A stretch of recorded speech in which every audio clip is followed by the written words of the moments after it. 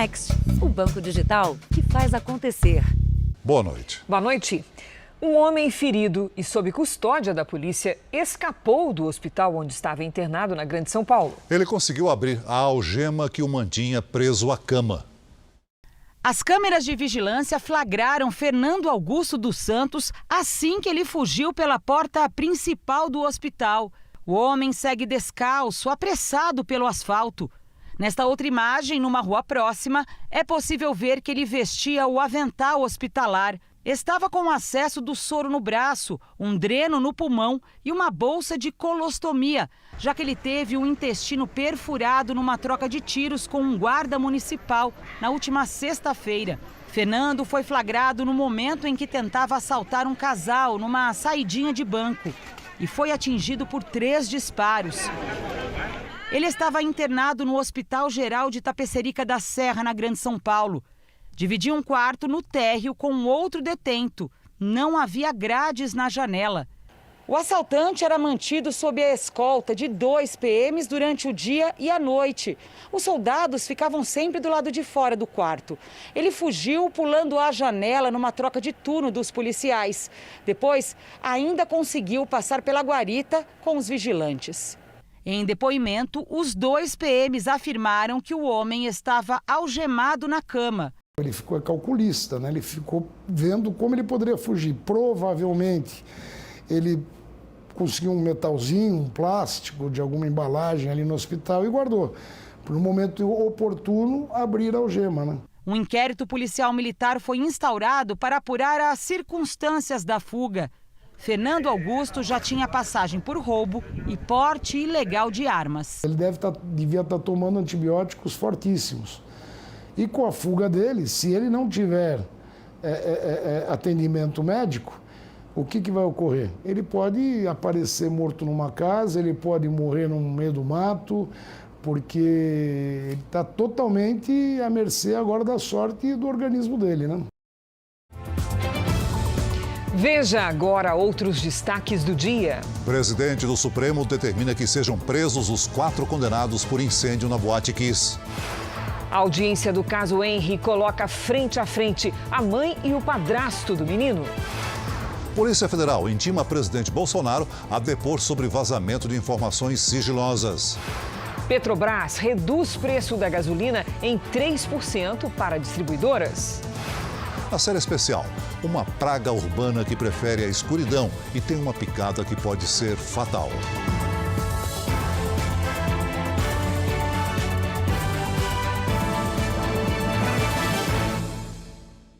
Oferecimento Bradesco. Em 2022, compartilhe o seu brilho.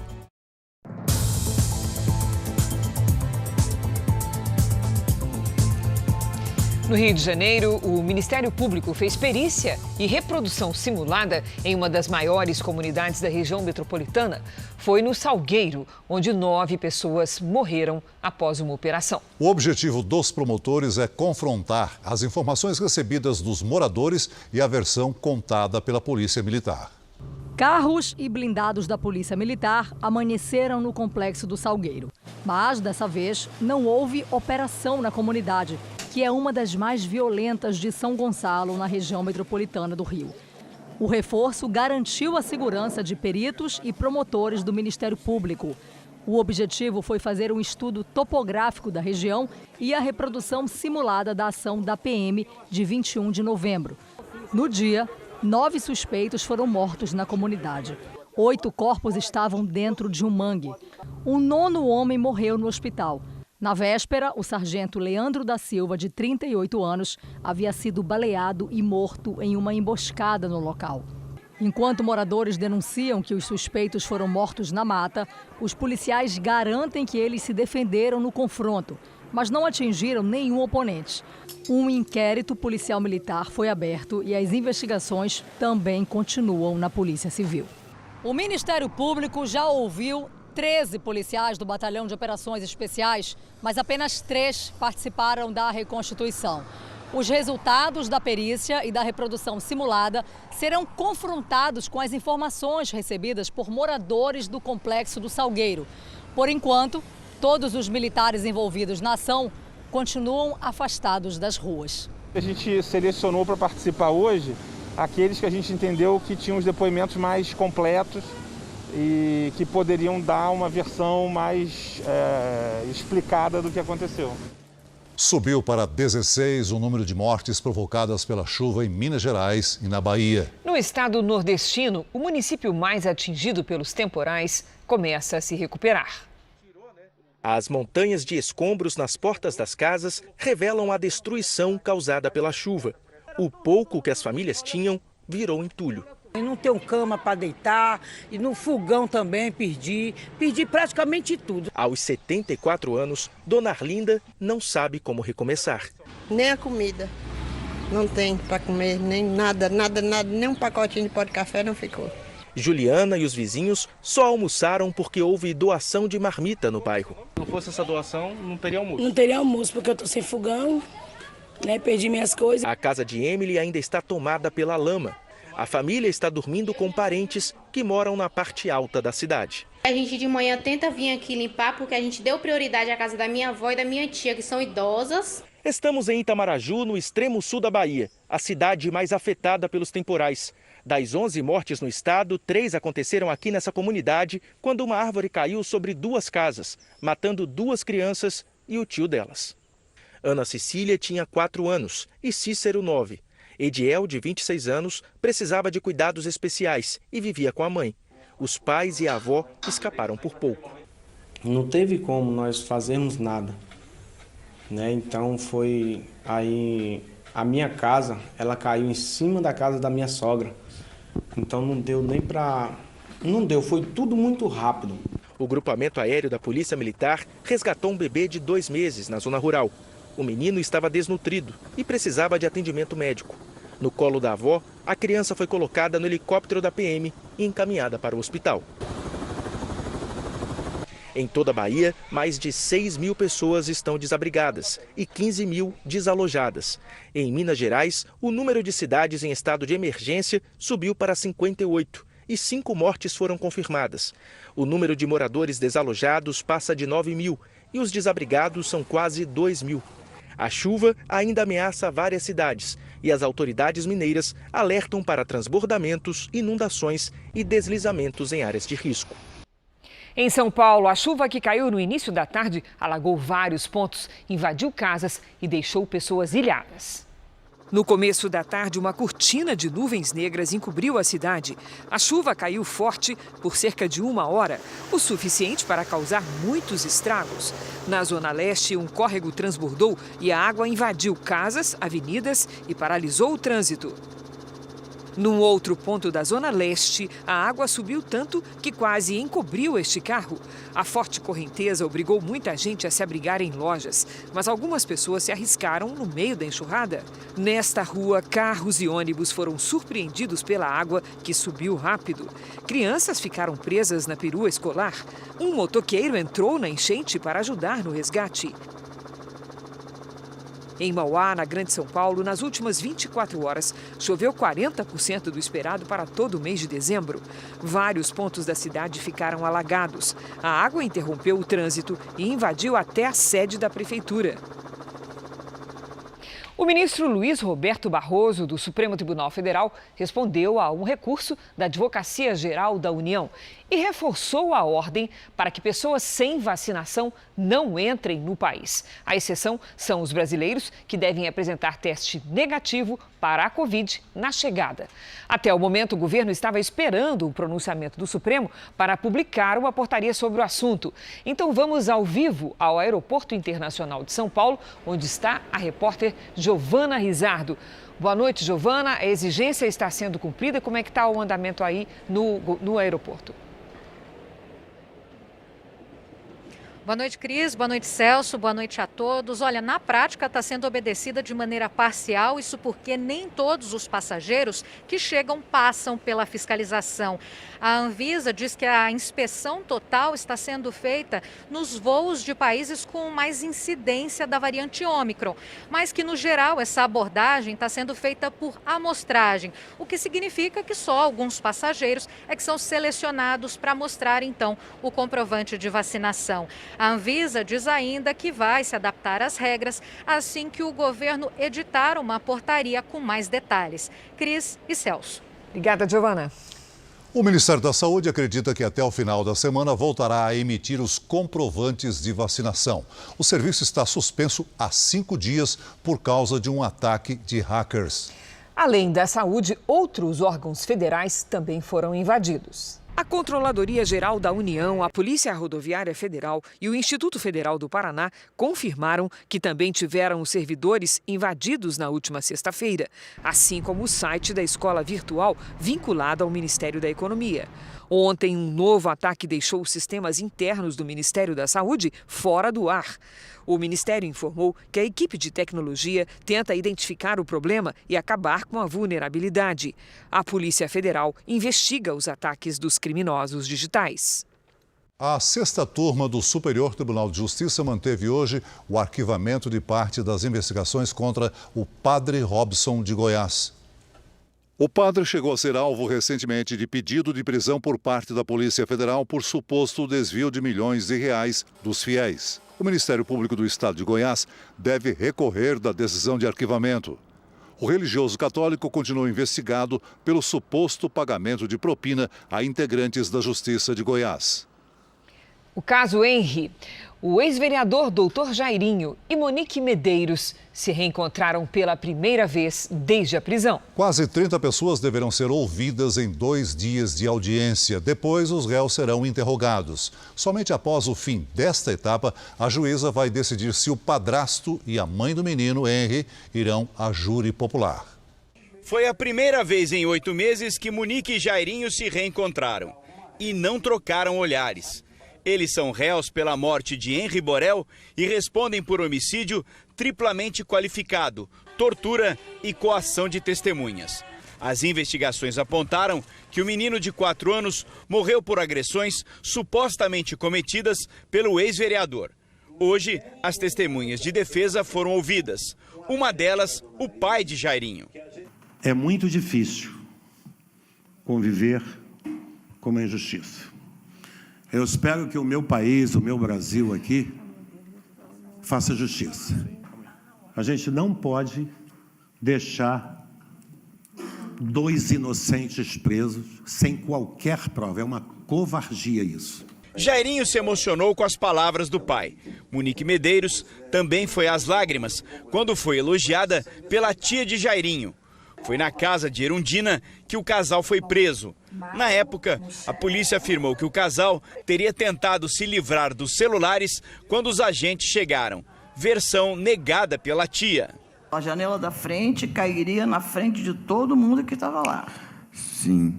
E na visão da senhora, como é que a polícia apreendeu esses 2 telefones, os que foram jogados? Só pode ter pego com ele.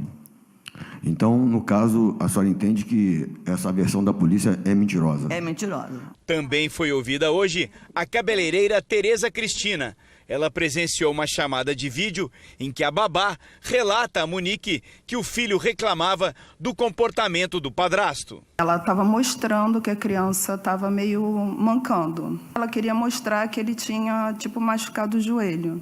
A criança chegou a narrar alguma coisa para ela? A única coisa assim que eu lembro foi a criança perguntando para ela se ele atrapalhava ela. Após o depoimento das testemunhas, vem a fase mais importante do processo, o interrogatório dos réus. Mas isso só deve acontecer no ano que vem, com o fim do recesso judiciário. Concluída essa etapa, aí sim a juíza vai decidir se Monique Medeiros e o ex-vereador vão a júri popular. Enquanto a audiência acontecia, o pai de Henri acompanhou tudo do lado de fora, por orientação dos advogados. Vou continuar lutando sim, como pai do Henri, e para que todos os outros agressores ou qualquer outro agressor que esteja aí pelo Brasil, que queira agredir uma criança, que pense 10.000 vezes antes de fazê-lo, porque ele vai ser penalizado igual que vai acontecer lá dentro e que a gente vai ver junto. A Petrobras anunciou uma diminuição no preço da gasolina nas refinarias. Boa noite, Pedro Paulo Filho. Qual é o novo valor e como será a redução na bomba de combustível, hein? Oi, Celso, boa noite para você, boa noite a todos. Olha, a partir de amanhã, o preço médio para as distribuidoras vai passar de R$ 3,19 para R$ 3,09 o litro. É uma redução média de 3,13%, que equivale a 10 centavos a menos por litro. Só que ainda não está claro qual será o impacto disso na bomba de combustível no preço que o consumidor paga. Essa é a primeira diminuição do valor da gasolina desde o mês de junho. E segundo a Petrobras, é resultado da evolução dos preços internacionais e da taxa de câmbio, que se estabilizaram em patamar inferior para a gasolina.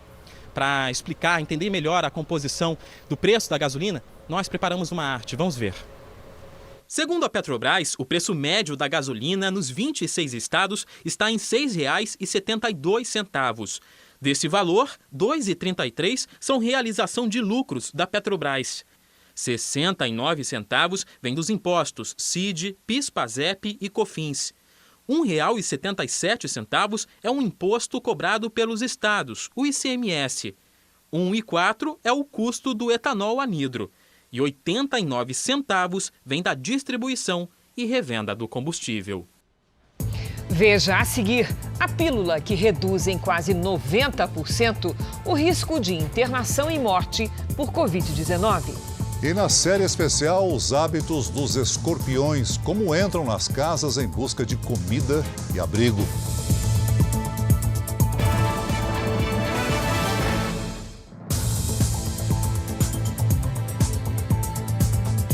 A Polícia Federal intimou o presidente Bolsonaro a depor em uma investigação sobre o vazamento de documentos sigilosos.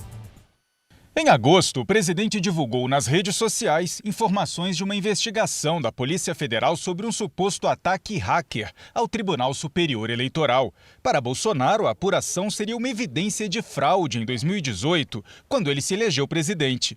De acordo com o TSE, não houve risco à integridade das eleições. A investigação foi aberta pelo Supremo Tribunal Federal a pedido de todos os ministros do TSE.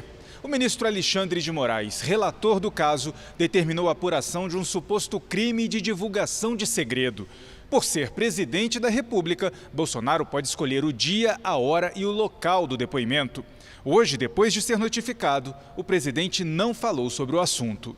No Palácio do Planalto, ele participou do lançamento do programa Rodovida, da Polícia Rodoviária Federal, e anunciou que se reuniria com equipes dos Ministérios da Justiça e da Economia para discutir um reajuste de salário dos policiais federais, rodoviários federais e agentes penitenciários. Vou ver se é possível compor, que é uma satisfação muito grande estar no meio de vocês. Vocês são lucrativos para nós. Tendo em vista o que vocês conseguem em operações. Temos que valorizar vocês também. Não podemos ficar apenas no discurso e nas promessas, né? A proposta de reestruturação das carreiras foi entregue ontem pelo ministro da Justiça, Anderson Torres, ao ministro da Economia, Paulo Guedes. O ministro do Supremo, Alexandre de Moraes, decidiu manter o inquérito sobre uma fala do presidente Bolsonaro que associa a vacina contra a Covid à AIDS. Segundo os médicos, não há relação entre o coronavírus e o vírus HIV.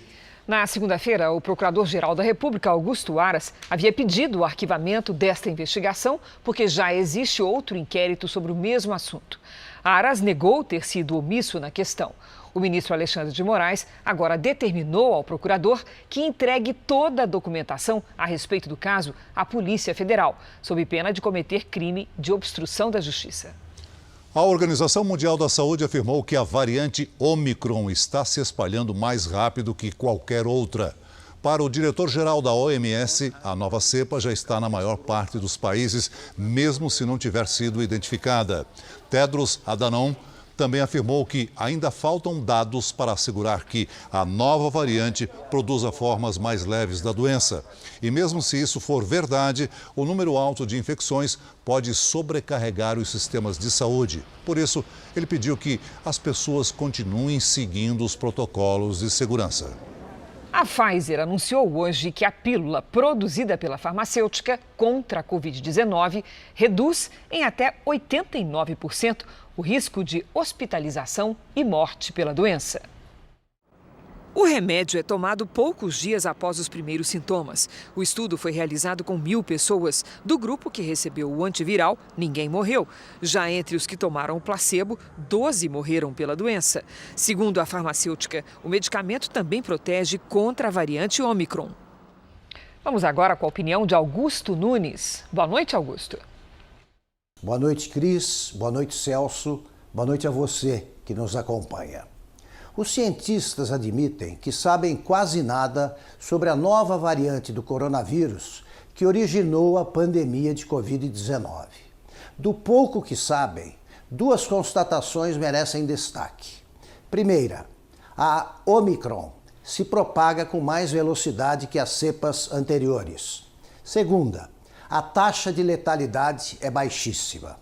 A soma dessas evidências recomenda que o mundo se prepare para um provável aumento no número de internações, mas avisa que não há motivos para pânico. Alheios aos recados da ciência, alguns jornalistas brasileiros escondem o que tranquiliza e plantam nas primeiras páginas as sementes do medo. Neste começo de semana, por exemplo, eles vêm destacando a informação divulgada pelo primeiro-ministro Boris Johnson. Parece ter ocorrido no Reino Unido a primeira morte provocada pela Ômicron. Nenhuma linha sobre o número de infectados, nenhuma vírgula sobre a confirmação de que a variante não vai reproduzir a tragédia ocorrida entre março de 2020 e setembro deste ano. Veja a seguir, presidente do Supremo derruba habeas corpus e determina a prisão dos 4 condenados da Boate Kiss. E também, 3 policiais civis são condenados por sequestro e extorsão de um empresário.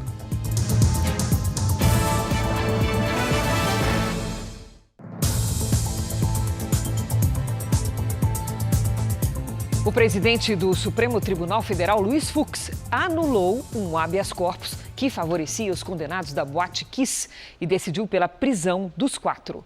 O repórter Jairo Bastos, de Porto Alegre, tem as informações. Boa noite, Jairo. Olá, Cris. Boa noite para você, boa noite, Celso, boa noite a todos. O presidente do Supremo Tribunal Federal acatou o pedido do Ministério Público do Rio Grande do Sul, que argumentou que a nova lei anticrime em vigor a partir de janeiro de 2020 prevê a prisão imediata de condenados a mais de 15 anos de prisão. O entendimento ainda é debatido no próprio STF. Os sócios da boate e 2 integrantes da banda foram condenados pelo incêndio que matou 242 pessoas, apenas que variam de 18 a 22 anos de prisão. A condenação aconteceu diante do júri popular no julgamento que terminou na semana passada.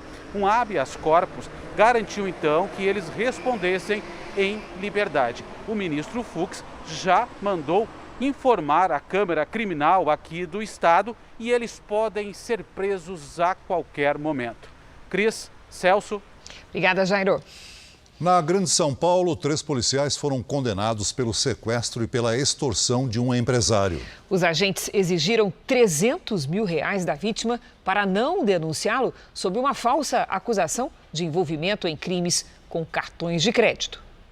1 ano e 2 meses depois da denúncia ser exibida na Record TV, os policiais civis Marcos Antônio Ferreira, Adriano Gomes de Oliveira e Marcelo Alegria Zecchinelli foram condenados pela Justiça a 12 anos e meio de prisão pelo crime de extorsão mediante sequestro de um empresário em Mogi das Cruzes, na região metropolitana de São Paulo. Na época, a vítima revelou que os investigadores que atuavam nesta delegacia, na região central de São Paulo, exigiram o pagamento de R$300 mil. Os policiais apresentaram um mandado de busca e apreensão com o nome de outra pessoa, Alex dos Santos Traves, suspeito de cometer crimes envolvendo cartões de crédito. Um olhou para o outro e balançou a cabeça que eu não era o Alex ali. Eu perguntei o que seria e todo momento ele falando que a casa tinha caído e que eles não iam sair de São Paulo para vir até onde que eu moro à toa. O empresário foi levado numa viatura até a casa dele, como revelaram imagens de câmeras de segurança.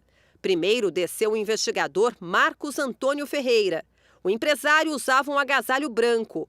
Na frente do portão estava o policial Adriano Gomes de Oliveira. E quem dirigia a viatura era o investigador Marcelo Alegria Zequinelli, que pulou o muro da casa do empresário com uma mochila. Eles teriam deixado o local levando 2 notebooks, um celular e R$ 4.800 em dinheiro. De lá, os policiais seguiram para um posto de combustíveis. Um quarto homem aparece nas imagens. Ele seria Marcos Portuga, um suposto informante da polícia. Ao chegar à delegacia, o empresário foi mantido do lado de fora e o advogado dele foi chamado. A investigação revelou que os agentes pressionaram a vítima para entregar os R$300 mil da extorsão. Por decisão da Justiça, os 3 condenados não poderão recorrer em liberdade e perderam os cargos públicos. O suposto informante Marcos Portuga, que teria participado do sequestro e da extorsão do empresário, não foi identificado durante o processo. Por nota, a Polícia Civil declara não compactuar com criminosos nas forças policiais, defende investigação rigorosa e punição exemplar. A defesa de Marcos Antônio Ferreira informou que vai recorrer da decisão. Os advogados de Marcelo Alegria Zequinelli não vão se manifestar. A defesa de Adriano Gomes de Oliveira se manifestou nos autos. Pediu para que ele fosse julgado por corrupção passiva ou concussão, quando um agente público exige uma vantagem indevida e não por extorsão. O Senado decide neste momento quem será o novo ministro do Tribunal de Contas da União. A vaga foi aberta com a saída antecipada de Raimundo Carreiro, convidado pelo presidente Bolsonaro para ser embaixador do Brasil em Portugal. O TCU é o órgão responsável por julgar as contas do governo federal e tem entre uma das suas principais atribuições realizar auditorias sobre repasse de verbas e o gasto do dinheiro público. Os 9 ministros que integram a corte têm cargo vitalício e só se aposentam compulsoriamente aos 75 anos. Os 3 indicados ao cargo eram os senadores Cátia Abreu, do PP, Antônio Anastasia, do PSD e Fernando Bezerra, do MDB. Os 3 foram sabatinados hoje pela Comissão de Assuntos Econômicos da Casa. Só para lembrar, os senadores ainda não concluíram a votação que vai escolher o novo ministro do Tribunal de Contas da União. A Procuradoria-Geral da República abriu uma apuração preliminar para analisar um suposto esquema de rachadinha envolvendo o senador Davi Alcolumbre, presidente da Comissão de Constituição e Justiça do Senado. Pelo menos 6 mulheres dizem ter recebido salários sem trabalhar no gabinete do senador. Parte dos vencimentos teria sido desviada. O esquema teria movimentado R$2 milhões nos últimos 5 anos. Alcolumbre nega as acusações e disse que não vai comentar a apuração do Ministério Público. Vimos agora há pouco que São Paulo sofreu hoje com as fortes chuvas. E para os próximos dias, o alerta para temporais continua na maior parte do país. Hora de conversar com a Mariana Bispo. Boa noite, Mari. Quais são aquelas regiões que vão merecer mais atenção? As regiões Sudeste e Centro-Oeste, Cris. Boa noite para você, Celso, e a todos que nos acompanham. Os dias que antecedem o verão são conhecidos pelos fortes temporais no Brasil Central e neste ano esta característica está sendo muito bem representada. Neste momento, uma circulação de ventos no sentido horário e um corredor de umidade conhecido como zacas, típico da nova estação, mantém as nuvens de chuva carregadas no interior do país. Em São Paulo, no Rio de Janeiro, em Minas Gerais, em Goiás e no Distrito Federal, é alto risco para granizo, deslizamentos e alagamentos amanhã. No Paraná e em Santa Catarina, a chuva também vai ser forte, mas os temporais serão isolados. De Rondônia até o Ceará, sol e chuva a qualquer hora do dia, tempo firme e quente na zona da Mata Nordestina. Em Curitiba, máxima de 26 graus, no Rio de Janeiro e em Palmas 33, em Campo Grande 27, em João Pessoa e em Porto Velho 31 e em Boa Vista 32 graus. Aqui na capital paulista, chuva e sol nos próximos dias, a máxima não passa de 27 graus. Celso. No delivery de hoje, a Miriam, de Cuiabá, capital de Mato Grosso, quer saber como ficará o tempo nos próximos dias lá. Olá, Miriam. Obrigada pela participação. Serão dias de sol, o tempo também vai ficar abafado e pancadas de chuva, viu? As máximas ficam entre 29 e 31 graus. E vamos agora para o Rio de Janeiro com o pedido do Robson. Ele é da cidade de Duque de Caxias. E o filhinho dele, o pequeno Samuel, mandou um beijo para toda a equipe, Mari. E a gente agradece, né? Esse beijo. Muito obrigada, Robson e Samuel, da minha cidade, vocês são, né? O sol também vem acompanhado de chuva aí em Duque de Caxias, pelo menos até sábado. Amanhã, calor de 32 graus e vai permanecer quente a semana. E você que está assistindo a gente, não deixe de participar do nosso Tempo Delivery aqui ao vivo no Jornal da Record. Mande sua mensagem pelas redes sociais com a hashtag Você no JR. A gente se vê amanhã. Cris? Obrigada, Mari. Até amanhã, Mari. Até amanhã. 3 dias depois que vários tornados atingiram a região sudeste dos Estados Unidos, cerca de 28 mil casas e empresas ainda estão sem energia elétrica no estado do Kentucky, que foi o mais prejudicado. O governador do Kentucky estima que 1.000 casas foram danificadas ou destruídas. Cerca de 75% da cidade de Dawson Springs foram afetados. É lá que Auckland Charlie Kuhn, uma menina de apenas 2 meses, morava com a família. Ela é a mais jovem vítima dos tornados. Em Mayfield, uma outra cidade que também foi afetada, a maior farmácia da região voltou a funcionar com geradores de energia elétrica. É a única até agora. No total, 28 mil casas e comércios estão sem luz. Banheiros químicos e pias como essa foram espalhados por Mayfield. Para lavar as mãos, é só bombear a água com o pé. Enquanto a cidade tenta se reerguer, os trabalhos de resgate continuam. Rick é do Departamento de Rodovias e foi convocado para recolher os escombros. A gente trabalha das 6 da manhã até o fim da tarde e não tem data para terminar. Ele só parou mesmo para pegar comida de graça no food truck do Shed. Nós estamos servindo até 700 refeições por dia.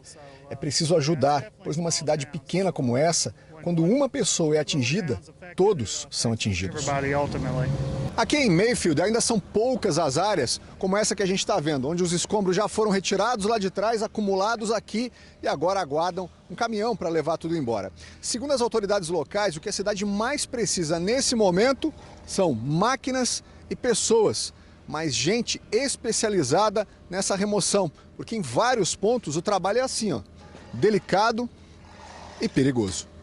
Jordan Bays voltou para ver o que sobrou da casa onde morava. Isso surpreendeu ao ver que o piano ainda estava de pé. O vídeo dele tocando, feito pela irmã, viralizou na internet. Jordan diz que tem tocado para que mesmo em tempos difíceis, a paz seja encontrada. E no Haiti, Celso, veja que grave. Ao menos 62 pessoas morreram após a explosão de um caminhão-tanque que transportava gasolina. Além dos mortos, dezenas de pessoas ficaram feridas. Muitas acabaram se queimando depois de tentar recolher parte da gasolina derramada. De acordo com as autoridades, a explosão aconteceu quando o motorista perdeu o controle e capotou. Cerca de 40 casas no entorno foram atingidas pelas chamas. Veja a seguir, alerta na economia. O setor de serviços recua pela segunda vez seguida.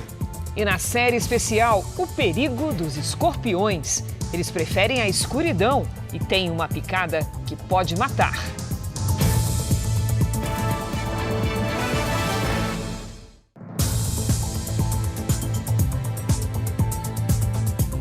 O desempenho do setor de serviços recuou pela segunda vez seguida e registrou uma queda de 1,2% no mês de outubro. Faz 9 meses que a Andressa inaugurou o novo espaço. Com as regras de distanciamento, a cabeleireira quis dar às clientes mais segurança. Ou a gente faria isso, ou a gente ia fechar. Ficou mais setorizado, a gente postava nas redes sociais e as clientes foram ficando seguras de voltarem. Mesmo faturando 10% a mais, ela percebe que o comportamento de algumas clientes mudou. Porque está tudo muito caro, né? Então, se a cliente tiver que escolher entre fazer um supermercado e vir ao salão, ela vai no supermercado. Mas elas não ficam sem. Então, uma cliente que vinha, sei lá, toda semana fazer a unha, ela vem a cada 15 dias. É o que mostra a pesquisa mensal de serviços do IBGE. O setor, que é responsável por 70% do produto interno bruto brasileiro, encolheu 1,2% em outubro em relação ao mês anterior. É a segunda baixa consecutiva. Em setembro, a queda foi de 0,6%. Isso já começa a ser um efeito das altas da taxa de juros que começaram a ocorrer no início de 2021 e que agora estão surtindo efeito em vários segmentos econômicos. Esses números são preocupantes, pois entre abril e agosto, a pesquisa refletiu um bom desempenho da atividade comercial. O segmento mais prejudicado foi o de serviço das telecomunicações, com queda de 7,5%. A desaceleração, segundo especialistas, é mais um reflexo da inflação. Você começa a tirar o poder aquisitivo do brasileiro, obviamente isso aí vai refletir num menor consumo de serviços. Mesmo assim, a Andressa afirma que vai continuar no ritmo atual, quer crescer no ano que vem. A gente está com um plano aí de dobrar o faturamento do salão e as pessoas que estão colaborando aqui com a gente. A gente quer contratar mais para o ano que vem. A Câmara aprovou em primeiro turno os novos trechos da proposta de emenda constitucional dos precatórios. Quem dá mais detalhes de Brasília é o repórter Alessandro Saturno. Saturno, boa noite. Qual foi o placar da votação, hein? Olá, Celso. Boa noite para você, para a Cris e a todos que nos assistem. A votação acabou agora há pouco. Foram 327 votos a favor e 147 votos contra. Os parlamentares praticamente mantiveram as alterações que ocorreram lá no Senado. A Câmara também manteve aí o trecho que estabelece o limite máximo para o pagamento dos precatórios até 2026. Outro ponto trata do pagamento trimestral dos precatórios específicos do Fundo de Manutenção e Desenvolvimento do Ensino Fundamental e de Valorização do Magistério. Lembrando que os precatórios são dívidas do governo que tiveram o pagamento determinado pela Justiça. Por se tratar aí de uma proposta de emenda à Constituição, ela precisa ser votada também em segundo turno, o que deve ocorrer ainda esta noite. Cris, Celso. Obrigado, Alessandro. O Superior Tribunal de Justiça manteve a anulação do processo contra os diretores da mineradora Vale e da Tuvsud sobre o rompimento da barragem de Brumadinho. Alexandra diz que nunca vai esquecer o dia em que perdeu o irmão e o primo. A pior notícia da minha vida foi essa. Sandro e Marlon Gonçalves estão entre os 270 mortos de Brumadinho. Em janeiro de 2019, a barragem da Vale se rompeu e a lama desceu sobre o povoado de Córrego do Feijão. 16 pessoas ligadas à Vale e à empresa alemã Tuvsud foram denunciadas por homicídio pelo Ministério Público de Minas Gerais. Os processos corriam na Justiça Estadual e os réus seriam julgados pelo Tribunal de Justiça do Estado. Mas em outubro passado, uma decisão mudou os rumos do caso. Os ministros do STJ decidiram que os processos eram de competência da Justiça Federal, uma vez que o rompimento da barragem causou danos a bens e serviços da União. Na prática, o tribunal suspendeu a denúncia de homicídio contra os réus. O Ministério Público de Minas recorreu, mas na última sessão, o STJ manteve a decisão. E eu estou rejeitando os embargos de declaração. Mesmo com a decisão de hoje, Alexandra não perde a esperança de que os responsáveis tenham o julgamento merecido. Que os culpados sejam punidos e as empresas sejam responsabilizadas e com condenação exemplar para que não aconteça mais e que nenhuma família passe pelo que nós estamos passando. O governo federal autorizou um empréstimo com valor ainda não definido às empresas distribuidoras de energia elétrica. O dinheiro é uma forma de amenizar os impactos e o custo extra causado pela escassez das chuvas. As chuvas das últimas semanas amenizam, mas estão longe de resolver os problemas causados pela pior seca dos últimos 91 anos.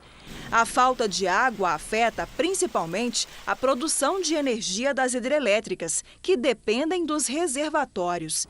E boa parte deles está assim, como o de Furnas, em Minas Gerais, que opera bem abaixo da capacidade, e no sistema Cantareira, na Grande São Paulo. O reflexo na conta de luz é inevitável. Em setembro, fomos da bandeira vermelha para a bandeira de escassez hídrica, que aumenta R$ 14,20 na conta a cada 100 kWh consumidos. E a medida vai vigorar até abril do ano que vem. Um dos motivos para o aumento é a energia termoelétrica. Essas usinas usam óleo diesel e outros combustíveis para gerar a energia que falta no sistema. A crise foi se agravando bastante aí nos meses de agosto, setembro, outubro, o que obrigou a se utilizar o máximo de usinas térmicas, ou seja, aquelas usinas de maior custo tiveram que ser utilizadas. E para agravar mais ainda essa situação, infelizmente, nós tivemos uma crise mundial de preços de combustível. Para evitar que o consumidor seja obrigado a arcar com custos ainda maiores, uma medida provisória publicada esta semana autoriza a contratação de um empréstimo para cobrir os custos extras com a produção de energia. O valor será integralmente usado para pagar as geradoras contratadas. O dinheiro deve começar a chegar para as distribuidoras em janeiro e ainda não está definido quando essa conta será repassada ao consumidor. Existe já uma bandeira que vai até o mês de abril, ok? E existe também um cenário de como vai evoluir a necessidade do uso dessas térmicas. Já houve uma redução de uso de algumas térmicas nas últimas semanas. Esse novo cenário está sendo analisado pelo Ministério para determinar qual a expectativa de uso de usinas nos próximos meses. E, portanto, quanto de fato será necessário para poder fazer essa cobertura. O Senado acaba de concluir a votação para a escolha do novo ministro do Tribunal de Contas da União. E o vencedor foi Antônio Anastasia, do PSDB de Minas Gerais. Na série especial de hoje, você vai conhecer histórias de pessoas surpreendidas por um invasor urbano com um veneno que pode ser fatal. Os escorpiões têm se multiplicado em várias cidades brasileiras e feito um número cada vez maior de vítimas.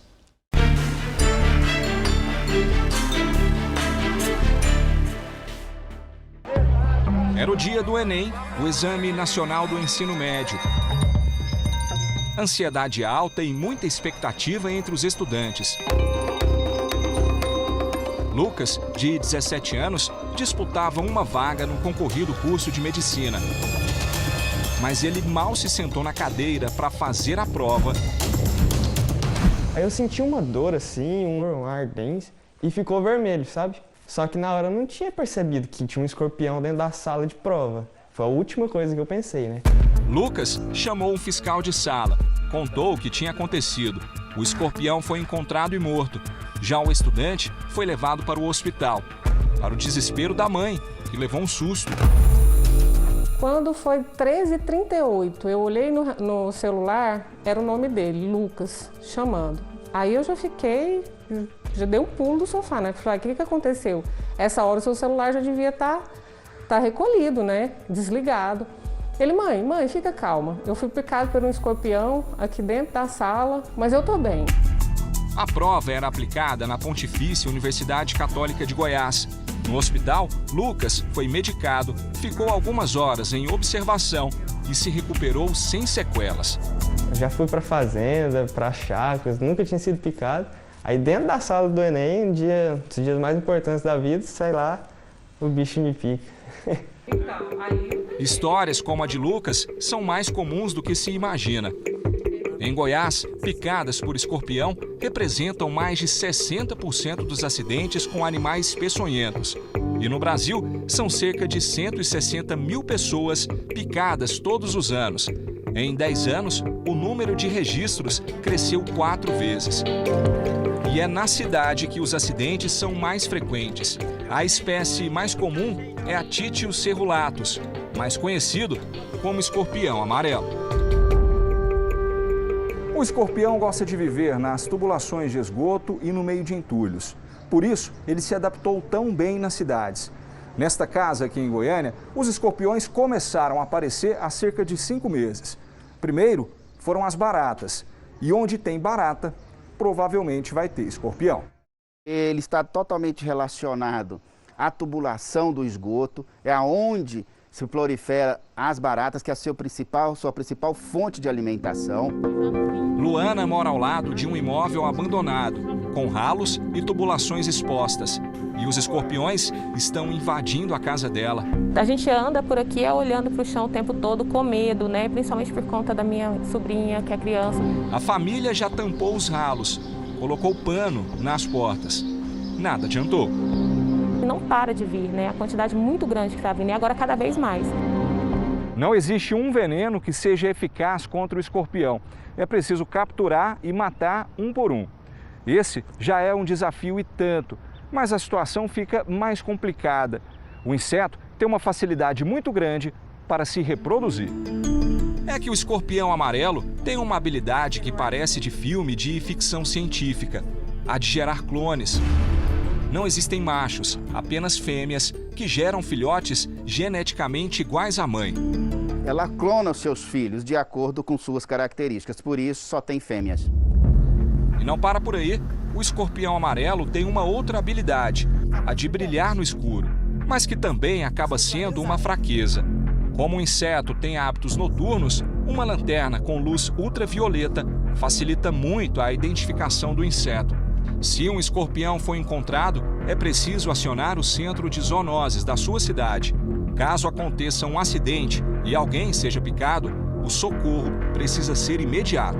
Cerca de 85% dos acidentes com escorpião são acidentes leves, tá? Agora, se a picada for em criança ou idoso, as consequências podem ser muito graves. Geralmente, os casos mais graves evoluem com insuficiência cardíaca e edema agudo de pulmão.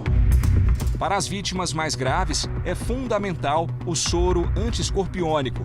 O Instituto Butantan, em São Paulo, produz o soro usado em grande parte do país. Então, o Instituto Butantan é o maior produtor de soros do Brasil, um dos maiores da América Latina, e nós produzimos 75 mil frascos para entregar para o Ministério da Saúde. E aí isso faz com que o nosso produto esteja presente em todo o território nacional. Nos últimos tempos, a produção teve que aumentar por causa do crescimento no número de acidentes. Para combater os acidentes que esses escorpiões podem causar, nós precisamos ter o soro distribuído em todo o país. Quando um escorpião é encontrado num quintal ou dentro de casa, a família precisa ter cuidado redobrado. É preciso ter muita atenção na hora de colocar o sapato, vestir a roupa, que podem servir de esconderijo para o animal. Os tapetes também podem camuflar o inseto. Aqui nesta casa, na Grande Goiânia, um escorpião escondido neste tapete causou um acidente fatal. Radassa Vitória tinha 3 anos quando foi picada por um escorpião na casa onde morava com os pais e os bisavós. Ninguém nunca esperava isso aqui, porque estava assanhado de escorpião, mas a gente tinha o maior cuidado. A menina morreu 3 dias depois de ser internada. Cada vez que eu me deito, a primeira coisa que vem minha lembrança nela. No caso do Lucas, depois do grande susto, ele vai ter uma segunda oportunidade de fazer a prova do Enem. Já no caso da família do seu Aníbal, só resta a saudade. Para mim, é uma ferida que nunca vai sarar. Nunca, nunca. O Jornal da Record termina aqui. À 00:30 tem mais Jornal da Record. Fique agora com a Bíblia. Episódio de hoje, a visita dos anjos. Até amanhã. Boa noite e até amanhã.